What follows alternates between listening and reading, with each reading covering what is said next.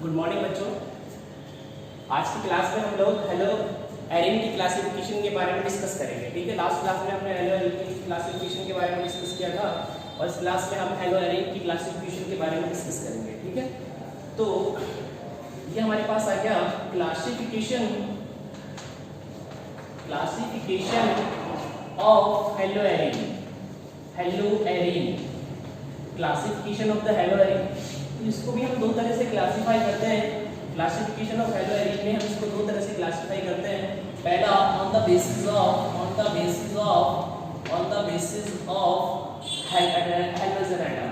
Halogen atom, on the basis of halogen atom. And second जाएगा on the basis of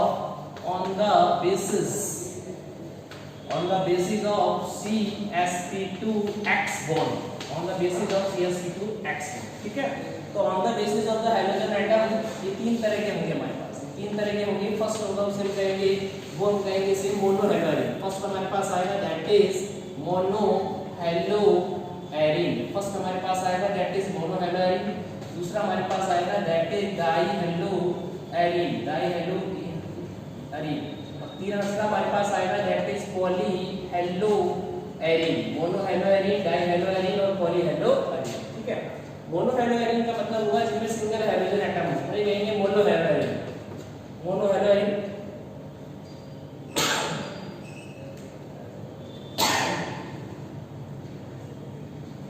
जिनमें single hydrogen atom होता है उन्हें mono hello arenes कहा जाता है। डाई हेलो एरिन का मतलब होता है मोनो हेलो एरिन्स जिनमें दो हाइड्रोजन एटम होते हैं उन्हें डाई हेलो एरिन्स कहते हैं। जैसे यहाँ पर लगा हुआ है तो ये डाई हेलो एरिन्स हो जाएगा। ठीक है, ये ऐसे भी हो सकता है कि इसकी कंडीशन स्थिति है, पोजीशन चेंज हो सकती है। ये 1 2 है और ये 1 3 है। ये 1 2 और ये 1 3 पोजीशन पे लगा हुआ है। पॉलीहाइड्रोजन का मोर देन 2 होगा। ये Cl और ये Cl ऐसे भी हो सकता है और कंडीशन इसकी ऐसी भी हो सकती है कि ये Cl और ये Cl, तो ये पॉलीहाइड्रोजन हो जाएगा। ठीक है, तो क्लासिफिकेशन ऑफ हेलो एरिन्स की बात करते हैं तो on the basis of the hydrogen atom, on the basis of the hydrogen atom first is the mono hello Erin, second is the die hello Erin and third is the poly hello arenes and on the basis of the CsP2X bond। ठीक है, तो mono hello arenes का मतलब होता है जिनके अंदर single hydrogen atom होता है वो मोनो हेलो एरिन्स कहलाती हैं। डाई हेलो एरिन्स का मतलब है जिनके अंदर दो हाइड्रोजन एटम्स होते हैं उन्हें डाई हेलो एरिन्स कहते हैं। और पॉली हेलो एरिन्स का मतलब है जिनके अंदर तीन हाइड्रोजन एटम्स होते हैं उन्हें पॉली हेलो एरिन्स कहा जाता। ठीक है, यहाँ तक आपको बात समझ में आ गई। अब अपन आगे करते हैं कि on the basis of the CsP2X bond, on the basis of the CsP2X bond हम कह सकते हैं कि ये दो तरह के हो सकते हैं। एक हमारे पास होता है वो होता है हमारे पास हो सकता है हेलो एरिन या एरिल हैलाइड, इसको अपन कह सकते हैं एरिल हैलाइड। एक हमारे पास आएगा एरिल हैलाइड और एक दूसरा जो हमारे पास आएगा दैट इज विनाइल या वाइनिल हैलाइड। विनाइल हैलाइड होता है हमारे पास, जो वाइनिल हैलाइड इसको हम कहते हैं। ठीक है, एरिल हैलाइड क्या होता है? एरिल हैलाइड का मतलब होता है यदि जो कोई जगह मैं इसे लिखता हूं तो ये मेरे पास ये वाला जो कार्बन है ये Cl, इसका जो हाइब्रिडाइजेशन है वो sp2 है और इसके साथ यदि डायरेक्ट हाइड्रोजन एटम जुड़ा हुआ है तो इसे अपन कहेंगे एरिल हैलाइड। के लिए एरिल हैलाइड तो what are the aryl halides क्या होते हैं? एरिल हैलाइड के बारे में अपन लिख सकते हैं the hydrogen atom, if hydrogen atom directly attached with the benzene ring, if hydrogen atom is the directly attached with the benzene ring, that is known as the aryl halide, और इसी को हम बेसिकली क्या कहते हैं? इसी को hello Erin नाम दिया जाता है। ठीक है, और ये हमारे पास एक कंडीशन ये हो सकती है CH2 डबल बॉन्ड CH, ये जो पोजीशन होती है इसे वाइनिल कहते हैं। ये जो पोजीशन होती है इसे वाइनिल कहते हैं। यदि इसके साथ आप हाइड्रोजन जोड़ देते हो तो इसे वाइनिल हैलाइड कहा जाता है। इसे वाइनिल हैलाइड कहा जाता है। इसका एग्जांपल हमारे पास हो जाएगा CH2 डबल बॉन्ड CH और ये X से जगह Cl लिख देता हूं तो ये मेरे पास वाइनिल क्लोराइड हो जाएगा। ये मेरे पास क्या हो जाएगा? वाइनिल क्लोराइड हो जाएगा। ये हमारे पास क्लासिफिकेशन किसका हो गया? हेलो एरिन का। क्लासिफिकेशन ऑफ हेलो एरिन्स की बात करते हैं तो like these are two types on the basis of the halogen atom and on the basis of the CsP2X bond। ठीक है, तो on the basis of the halogen atom these are the three types। first is the mono halo arene जिनके अंदर single hydrogen atom होता है, that is the mono halo arenes. Die hello Erin जिनके अंदर दो हाइड्रोजन एटम्स होते हैं, die hello arenes कहलाते हैं। पॉली हेलो एरिन्स का मतलब होता है जिनके अंदर तीन हाइड्रोजन एटम्स होते हैं, पॉली हेलो एरिन्स कहलाते हैं। और on the basis of the CsP2X bond, तो on the basis of the CsP2X bond क्या होता है? Aryl halide. यदि हाइड्रोजन एटम जो होता है ना वो डायरेक्टली बेंजीन रिंग के साथ जुड़ा हुआ होता है तो उसे एरिल हैलाइड्स कहते हैं। और वाइनिल हैलाइड्स का मतलब क्या होता है? वाइनिल हैलाइड का मतलब होता है यदि हाइड्रोजन एटम जो होता है, यदि हाइड्रोजन एटम होता है डायरेक्टली ना किसी तरह होता है CsP2 संकेत कार्बन से जुड़ा हुआ, CsP2 या sp2 हाइड्राइड कार्बन से जुड़ा होता है, तो उसे कहेंगे वाइनिल हैलाइड। ये हमारे पास बनते हैं, इसे बोलते हैं वाइनिल क्लोराइड बोलते हैं। इसका जब पॉलीमराइजेशन करवाया जाता है तो PVC बनता है। PVC का मतलब होता है पॉलीवाइनिल क्लोराइड बनता है, पॉलीवाइनिल। तो ये हमारे पास क्लासिफिकेशन किसका हो गया? हैलोएरिन्स का क्लासिफिकेशन हो गया, ठीक है। इसके बाद में हमारे पास एक और जो टॉपिक है हमारे पास वो है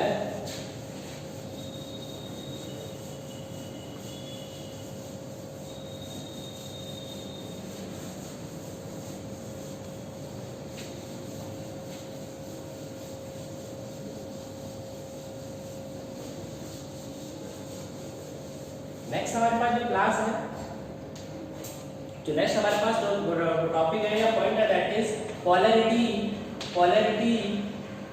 ऑफ CX बॉन्ड। कि CX बॉन्ड की पोलैरिटी क्या होगी? Polarity of the CX bond. तो we know the CX bond is the polar bond है। ये पोलर बॉन्ड होता है। कैसे होता है? देखो यहाँ मैंने लिखा CH3 और ये Cl, ठीक है। अब मैं चाहूँ तो इसे ऐसे भी लिख सकता हूँ, ये C और ये H और ये H और ये H, और ये मेरे पास क्या हो जाएगा? Cl हो जाएगा। This is the covalent bond, you know, this is the covalent bond. This bond is the formation with the sharing of the electrons. Sharing of electron है, this is the covalent bond है। यहाँ इसका भी electronegativity हमारे पास CC bond दिया गया ना, तो अब हम CCl बॉन्ड के देखते हैं। यहाँ पर ये जो है कार्बन, इसका इलेक्ट्रोनेगेटिविटी है 2.5। En की बात करते हैं, En इलेक्ट्रोनेगेटिविटी इसका 2.5 है। इसकी En की अगर हम बात करते हैं तो इसका जो En हमारे पास आता है 3.0। तो होता क्या है? This is more electronegative atom than the carbon. Chlorine is the more electronegative atom than carbon. So chlorine pull down electrons, share electrons. तो इस तरह का partially negative charge, this is the partial positive charge. हमारा जो topic है that is polarity of the CX bond. We know this is the CH3Cl, यहां पर ये CX बॉन्ड बन रहा है। This is the covalent bond due to the sharing of electrons. यहाँ पर क्लोरीन का इलेक्ट्रोनेगेटिविटी होता है 3.0 है। यहाँ पर कार्बन है, कार्बन का इलेक्ट्रोनेगेटिविटी है दैट इज द 2.5 है, इसका 2.5 है। तो due to the high electronegativity of the carbon, due to the high electronegativity of chlorine pull down the electrons. So this is the partially negative, this is the partially positive. So we can say CX bond is partially polar bond, partially polar bond होता है, partially polar bond होता है, ठीक है। तो हमारे पास क्या रहेगा? जो CX बॉन्ड होता है ना, वो क्या होता है? वो partially polar bond होता है, ये partially polar bond होता, ठीक है। यहाँ तक हमारा ये क्लियर हो गया, ठीक है। उसके बाद में अगर मैं आपको बताता हूँ इनका हैलोएरिन में, हम इसमें एक जो अगला टॉपिक है वो हमारे पास है मॉलिक्यूलर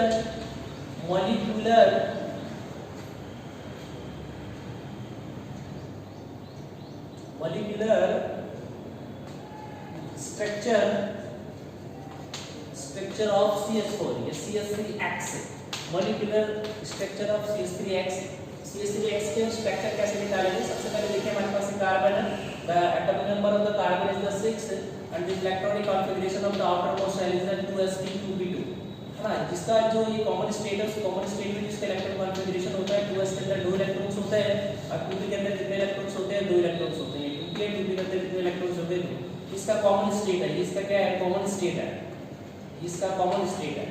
अगर हम इसको एक्साइटेड में लेके आते हैं, इसे एक्साइटेड स्टेट में लेके आते हैं, अगर इसे एक्साइटेड स्टेट में लेके आते हैं तो क्या होगा? यहाँ का जो इलेक्ट्रॉन है वो यहाँ ट्रांसफर कर देगा, इसका एक इलेक्ट्रॉन यहाँ ट्रांसफर हो जाएगा।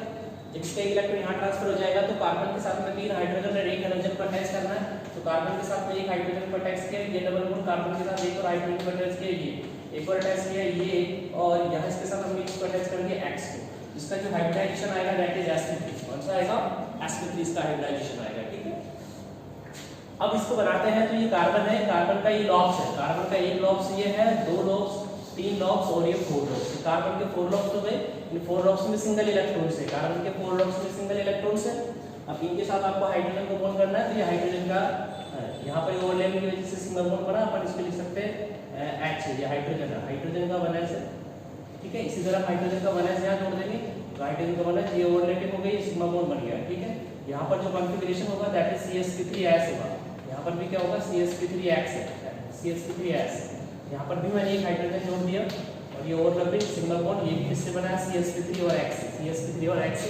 यहाँ पर हमारे पास एक क्लोरीन है, क्लोरीन का ये p ऑर्बिटल, क्लोरीन का हमारे पास कौन सा ऑर्बिटल्स होगा, ये p ऑर्बिटल्स होगा क्लोरीन। तो क्लोरीन का मैंने ये जोड़ दिया दैट इज pz, ये pz होगा क्लोरीन का, ठीक है। अंतर्नाद के pz होगा, ये हमारे पास बनता है, ठीक है। ये मॉलिक्यूलर ऑर्बिटल है, मॉलिक्यूलर ऑर्बिटल स्ट्रक्चर है, वहां निश्चित है मॉलिक्यूलर ऑर्बिटल स्ट्रक्चर हो गई। तो इसको का इसको ड्रॉ इस तरीके से कर सकते हैं।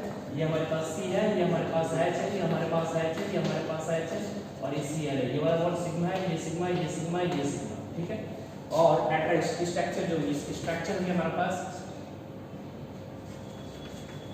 स्ट्रक्चर होगी इसकी कैसे होगी टेट्राहेड्रल स्ट्रक्चर, इसकी होगी टेट्राहेड्रल स्ट्रक्चर इसका, ठीक है। ये हमारे यहाँ तक का काम होता है, ठीक है।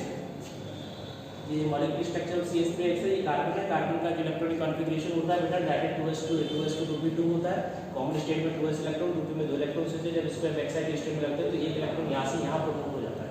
जब एक इलेक्ट्रॉन यहाँ से यहाँ प्रमोट हो जाएगा तो उसके बाद में बॉन्ड फॉर्मेशन होगा, जिसका 1h इसके साथ ओवरलैपिंग करेगा, इसका 1h इसके साथ ओवरलैपिंग करेगा, ये सारे सिग्मा बॉन्ड बन जाएंगे। तो हमारे पास जो हाइड्रोजन आएगा दैट इज sp3 हाइड्रोलाइजेशन CH3X बन के स्ट्रक्चर आ जाएगा टेट्राहेड्रल, ये इसकी बॉडी बनेगी। यहाँ तक आपको कोई प्रॉब्लम नहीं है, ठीक है। ये हमारा क्लियर हो गया। लास्ट ईयर का जो एग्जाम था उसमें ये आया था 2019 का जो RBSc का पेपर था, उस RBSc के पेपर में ये वाला क्वेश्चन, ठीक है, molecular structure of the CH3X, okay. Thank you, next class में